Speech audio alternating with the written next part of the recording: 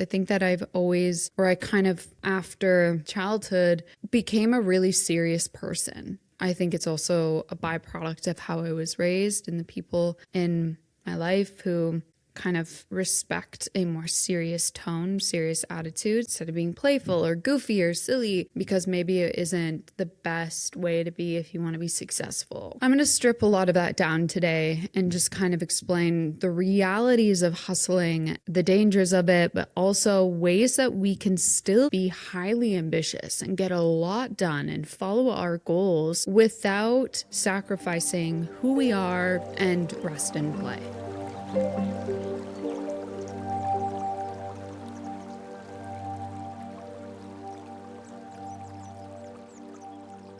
We've been on like a blue theme for these last few episodes. Hello, and welcome back to another episode of the 20s Detox. I'm Bianca, your host, where we dive into all the things that I'm learning and unlearning in my 20s to elevate this decade. Make sure to follow along. I post an episode every single Tuesday, either relating to seasonal guidance, aligning your life with the seasons, goal setting that aligns with the energy that's happening outside, and then also some tips for navigating young adulthood in your 20s and sometimes your 30s. Like, I'm almost in my 30s, so I'm going to still count it. I also have a goal of reaching 100 reviews on Spotify. So if you have been listening to some time and you are enjoying some of these episodes, just make sure to give it a quick review. That would mean so much to me. If you can see this, I have like so many like scraggly notes here, but I am focusing on something I'm really passionate about and I don't even really talk about too much, but it is in the realm of hustle culture, rest, and play. So these are 5 things that I wish I knew sooner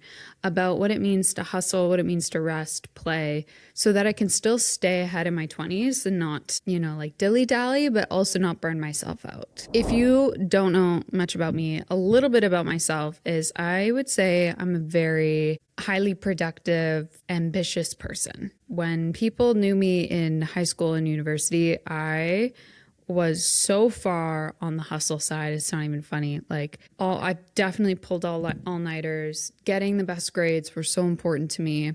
I had Post-it notes everywhere. Every single day I had to follow this to-do list. There was very little room for play. There was very little room for rest and having fun. And I'm so grateful for the friends that I did make in university, despite whether or not we are friends now. But I am grateful to have been friends with them because they reminded me to play. They reminded me to have fun. The first tip that I'm going to be sharing, you actually need to experience both the hardness of hustle culture and the softness of the soft life before you're able to find the balance. That goes for everything in being a human. Think about all the times you've experienced extremes before you were able to know what is your balance with it. In this case, it can be the hard life, the soft life. Maybe it's in the dating world. Before, I feel like I dressed a lot for the male gaze and my focus was a lot for the male gaze. And so everything that I bought and wore and acted like was for the male gaze. And then I shifted to this extreme of not wanting that at all and not wanting any of that attention. And I turned really inward and only spent time with the girls. And that does serve a purpose, right? You need to turn inward, but then also, I was at a period of my life where I wanted to still find a person, find a partner, and not that I shifted back to dressing with the male gaze, but I allowed myself to be seen and perceived in that world where I was trying to find a male partner, but not jump too far to the male gaze area. I still was with my girls, focusing on my friendships there.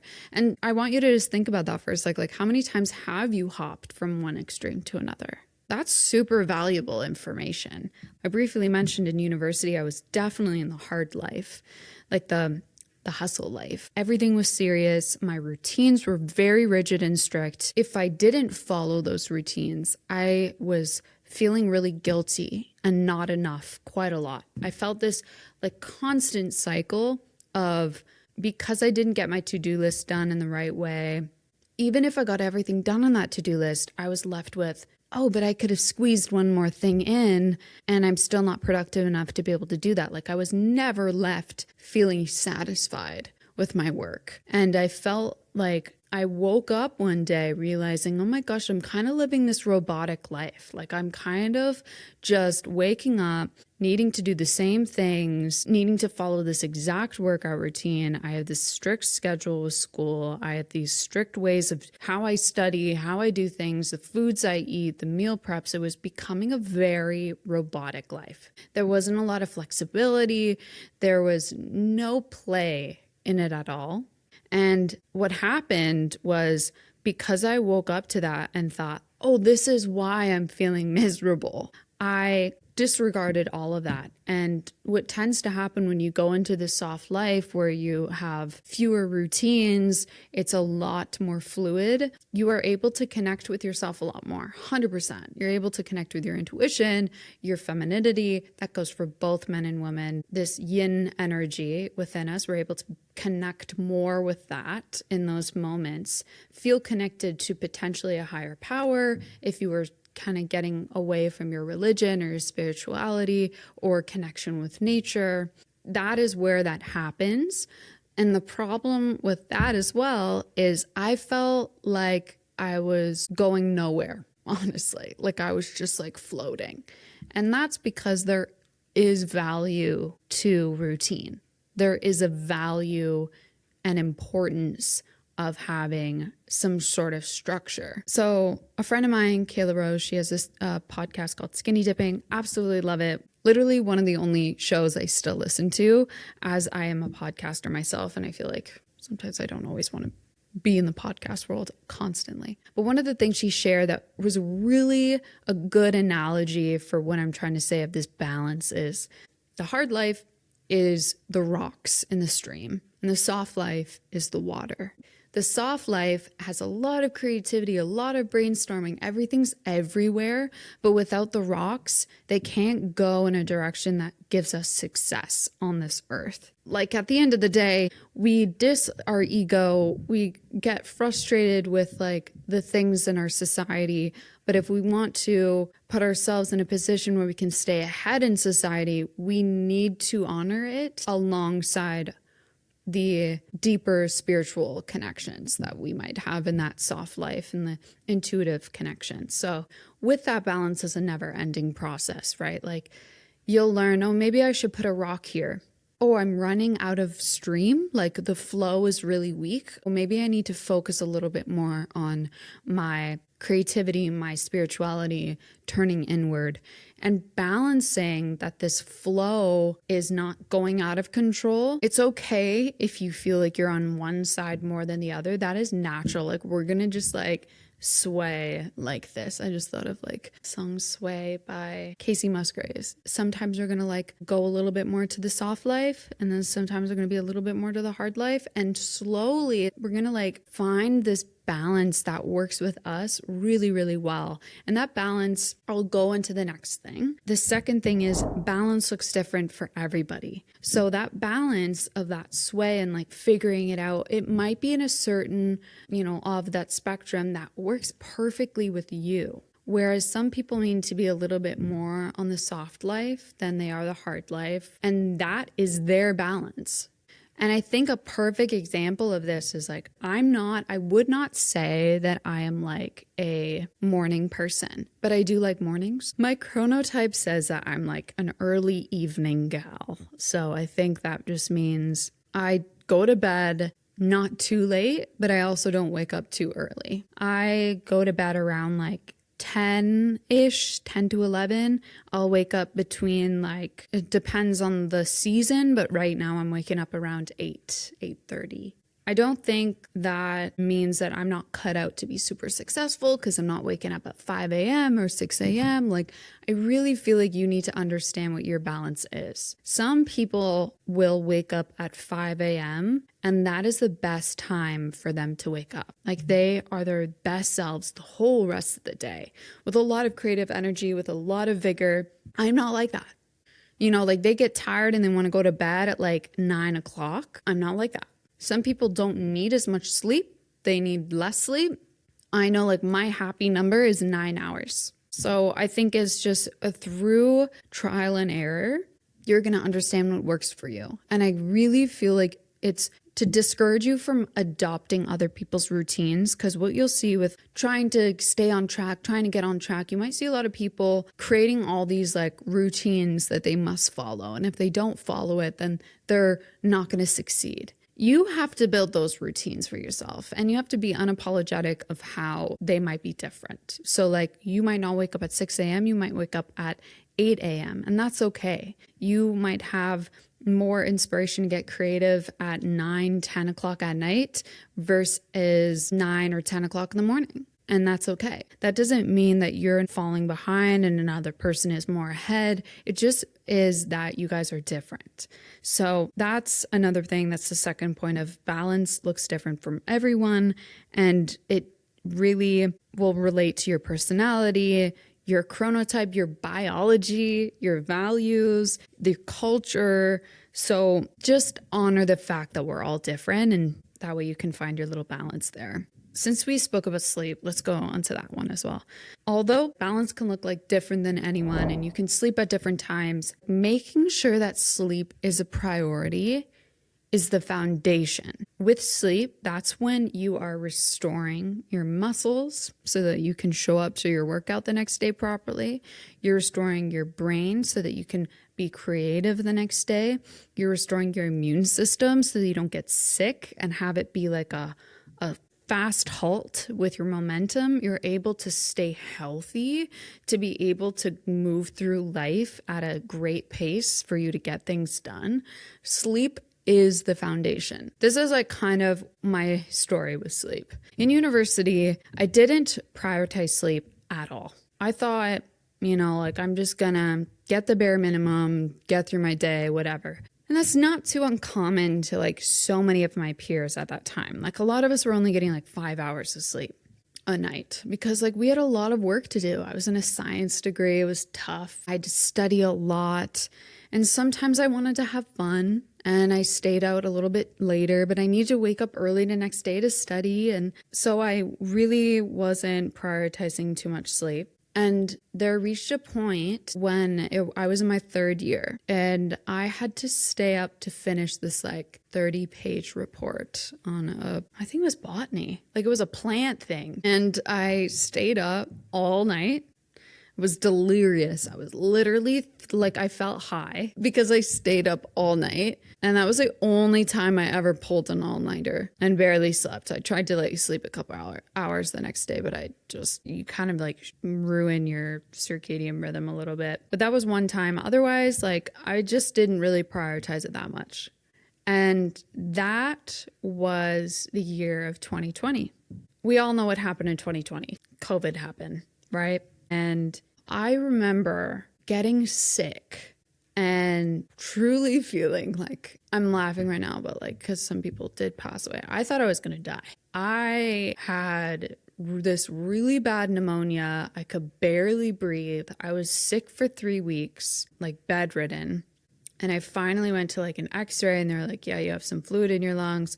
I remember seeing on the wall of walking to this walk-in clinic being like, if you have a fever, you think you have like COVID-19, like please don't come in here. And I'm like, what even is this? Like, I don't even know what COVID-19 is. I just like feel like I have pneumonia. We didn't even have testers at that point for COVID of like how to test whether or not you had it. I would say 8 months later, like the whole course of those 8 months, I was coughing every single day.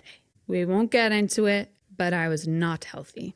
And I didn't really put 2 and 2 together that this was COVID. Actually, my school was the first documented in Ontario of having COVID because of a mining conference.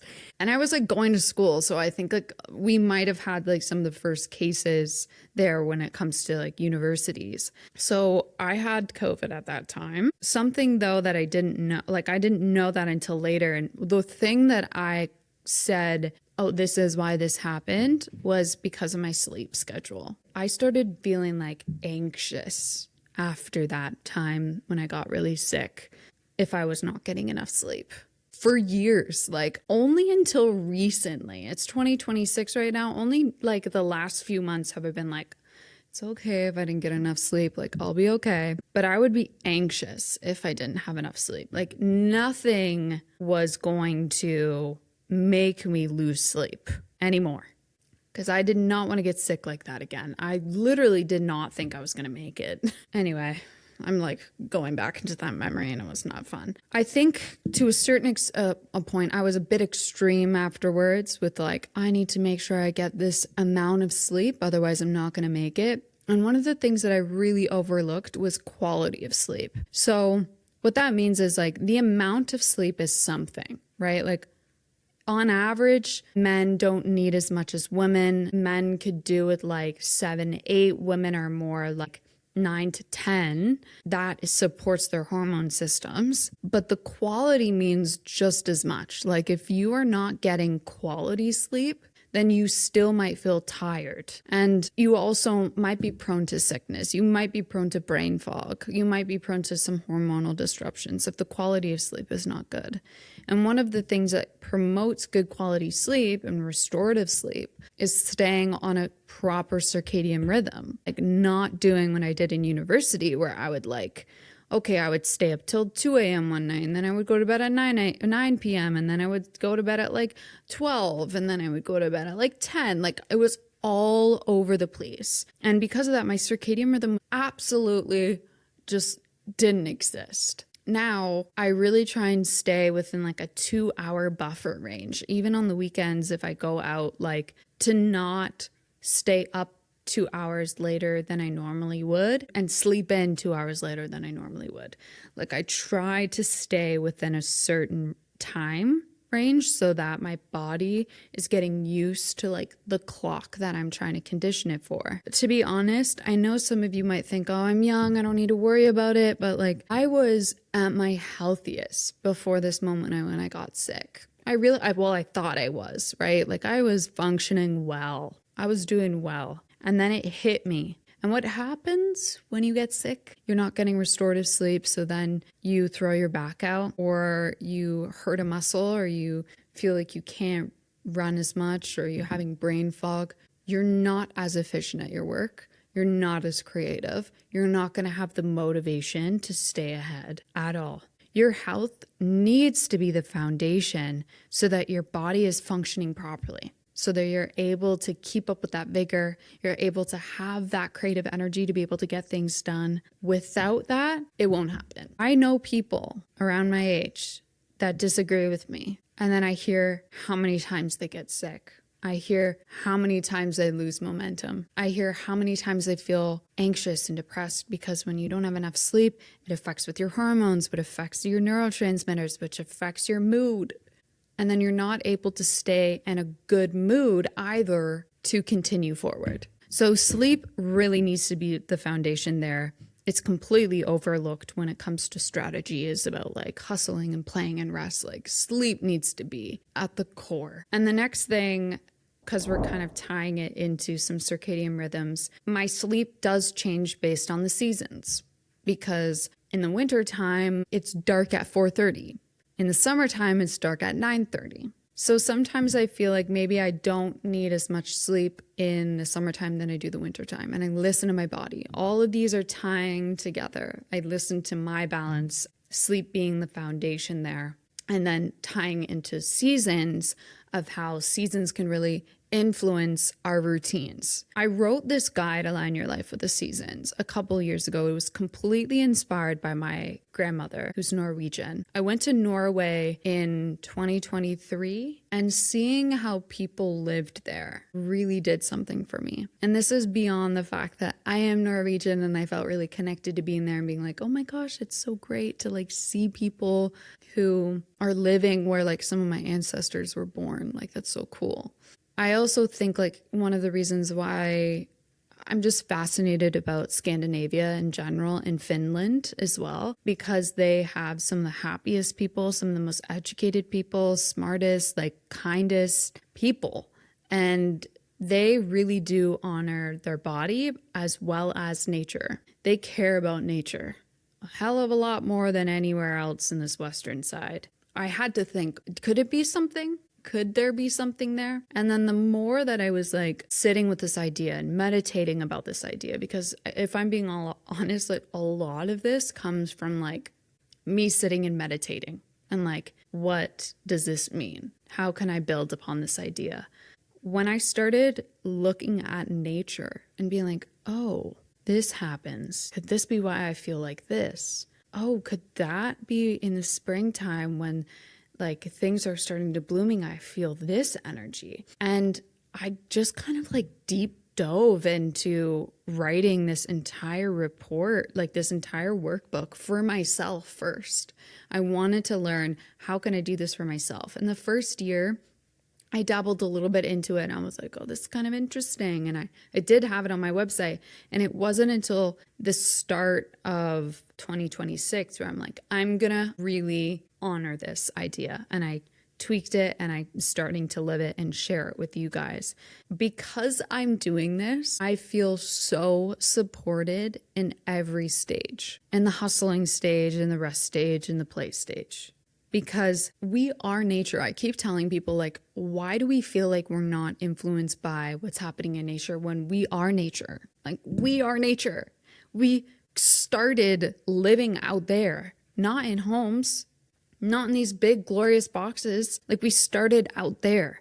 We didn't start living by the Gregorian calendar. We would wake up when the sun came up. We'd go to bed when the sun came down. We would eat differently in the winter. We would have less energy. We'd do other things in the winter, sleep more than we would do in the spring and summer when there was more opportunity to find more food and go explore. Like, that is how we started living. And somewhere along the way, we stopped doing that and we started living for politicians and taxes. That's what the Gregorian calendar's purpose is. No wonder we feel so disconnected from ourselves, creativity, spirit, nature, because nothing to do with our systems align with that.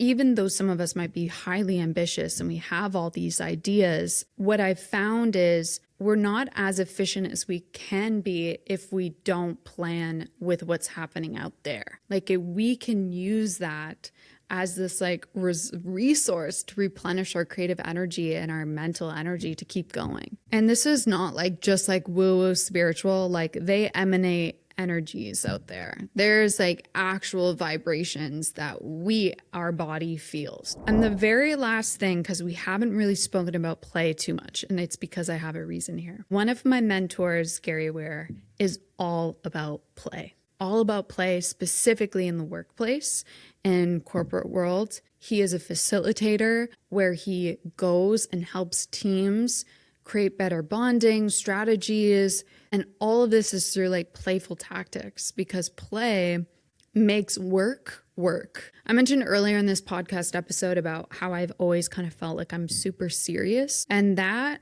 really didn't help me in the long run. I think when I was too serious, I missed out on some of the beauties in life, in others, in nature, in art, and all of that can be used as inspiration for what I want to do and who I want to be.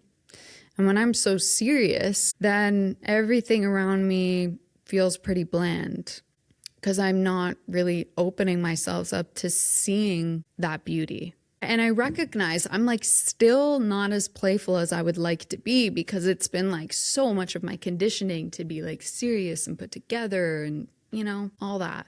And I love working with Gary because he is so goofy in a way that is not frivolous, in a way that is like, this is how we should be living. No wonder this is what works. He teaches me so much about the meso breaks, micro breaks, macro breaks, rest alongside being playful. One of the things that I feel like is really cool to know is learning about your play personality. So there are like 9 different types of play personalities. I'll put like a little article that Gary put up on his website. And one of them that I definitely feel about myself is like an explorer and creative. Like those are the types of things that are part of my play personality. And why does that matter? Because when you know about your play personality, you know what are the kind of shortcuts on how to reconnect with the creative energy again. To connect back with creative energy, this is not just to do creative endeavors. This is life's energy. This is like excitement for being here on this planet. That is what it's doing. How to shortcut into it, understand your play personality. Some people are collectors. Some people are jokesters. Some people love movement. I have a friend of mine who recently got into dance. I'm not sure if she did it when she was younger or not, maybe, but she's like doing these dance classes again. And she's like, I feel like I'm like love life again. And it's no wonder. Doesn't mean you got to go do a dance class and that's going to be the missing puzzle piece for like your love for life. Maybe not. Like for me, I think what I absolutely need to do more than anything is travel. Like exploration is upwards on being one of the most important things in my life. Like when I was freshly 18 years old, I went and got a tattoo on my foot saying Wanderlust, like one of those Pinterest basic ones. But I was like, no, like I'm going to travel the world. So like you're laughing now and then talk to me when I'm 60 years old with that faded being like, I travel the world. I learned that traveling for me replenishes my creative energy so much. I feel inspired about life when I travel and I get out and I experience something new. Like I need that for sure. There's also the connector. I'm trying to do it off the top of my head. There's a connector that feels excited about life when they're connecting people together. So they'll host like a lot of parties or like dinners, etc., because they feel excited about life and it gives them this momentum through life when they're like gathering people at a dinner table or their friends or their family. So I do encourage you to understand more about your play personality, because without really honing into some of those gifts that we're all blessed with, then we're not able to like help us keep this momentum. Because the whole thing about like working, resting, playing, they are one and the same. They work hand in hand, right? Like if we had all this like playful energy and creative energy and we had all these ideas, that's like the water in the stream. Too much of it will be overflowing. It's going in all these different places. It's wasted energy. So that's why this work aspect, this hustling, will allow us to hone in on what that creative energy can be and make something of it. And then, of course, rest is needed. Just like in nature, when things go to sleep at night, animals go to bed at night. Rest is so important so that we are honoring ourselves and everything we did that day, and then show up the next day and do it all over again with love, with fun, like with it being fun and exciting. Some of you might have clicked on this and was like, these are 5 things gonna like let me get ahead and make a lot of money. This could help you make a lot of money. This could help you find the career path that you want.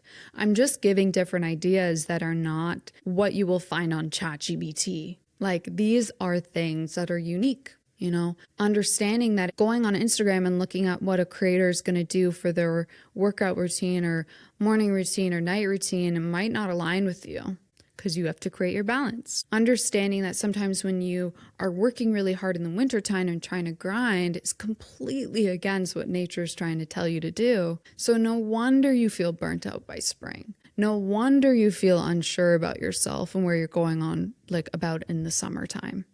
Because you decided to take action when the energy out there is not aligned, not in alignment with it. So you're all on your own there. You don't have a lot of support. If you're not honoring sleep, good quality sleep with a good amount, then maybe you're going to be faced with a lot of times throughout the year where you are sick, or you're not feeling your best mentally, physically, emotionally. And that is going to halt you, because maybe these thoughts of, oh, I'm not enough. What am I doing? I should try and find another job. I should try and I'll do this. And it's feeling really down. Not that it could just be only for the reason of lack of sleep, but that doesn't help. That doesn't help you gain clarity. Also recognizing that because we're human and because sometimes we need to learn the hard way, there will be phases in our life when we are experiencing or we're in the middle of an extreme. We're not in that balance, but that extreme is for a purpose. It's to teach us a lesson. It's to allow us to know what balance would actually feel like, because we know not to go too far in this direction than this direction. And lastly, understanding that we're all gifted this innate desire to be playful, like our inner childs let us be creative. Our inner childs are the ones, if you're feeling a creative block, they're like pissed off because they're like, we're not having fun here. This is not what I signed up for. So understand your play personality, follow Gary Ware, understand how you can shortcut this back into creative energy, back into staying ahead by honing in your play personality, whether you're an explorer, you're a creator, you're a storyteller, you're a connector, you're a jokester, whatever. That will allow you to be in this like light energy again, this fun energy. I hope you guys enjoyed this and it gave you some insight. Please let me know in the comments things that you learned, things that you would like to focus on because of what I've shared. I would love to know your thoughts. I'll see you next week. Bye.